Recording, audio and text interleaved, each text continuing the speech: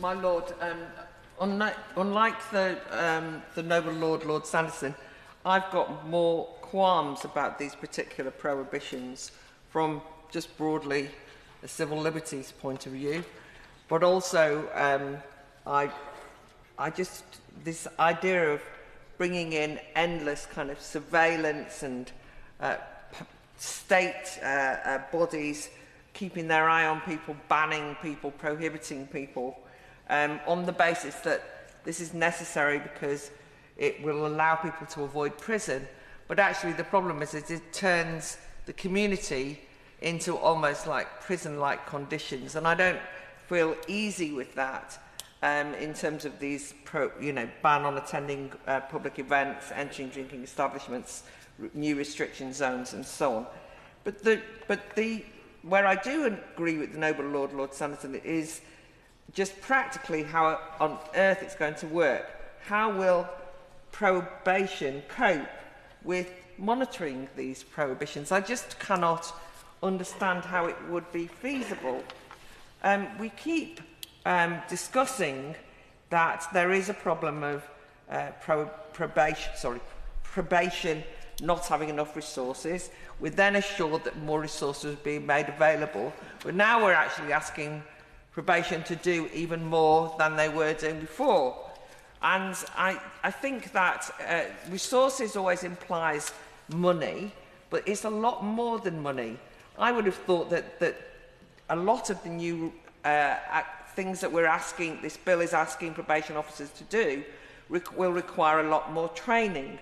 And the noble Lord will, the Minister will know that, for example, in relation to IPP prisoners, because of the huge caseloads that probation officers have, very often the last thing that they want to be dealing with are IPP prisoners who are at the very least challenging, and in many instances we know that in order to get them off the books they adopt a risk-averse attitude, which is anyone who even just technically breaks some licence condition, maybe is late for a meeting or any of these things, suddenly gets recalled into prison.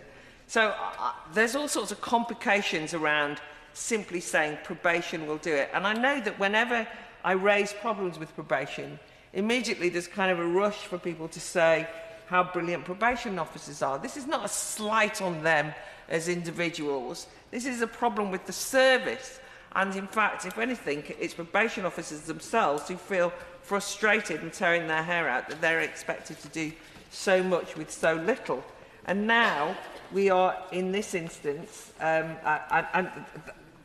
a real reason why there's a difficulty in recruiting new trainee probation officers, why there is a staff, insufficient staff numbers. But now what I just don't understand is, are we expecting probation officers, or how are we going to monitor?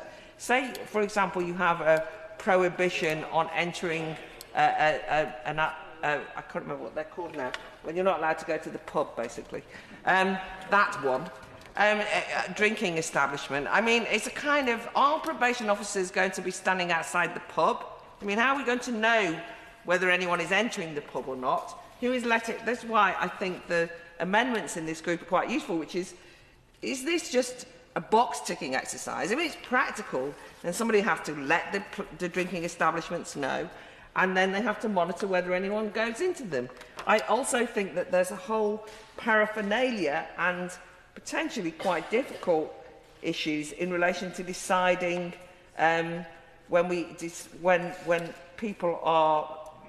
restriction zones are put in place, how it's decided, who decides where they are, what's it based on, and who's going to monitor it.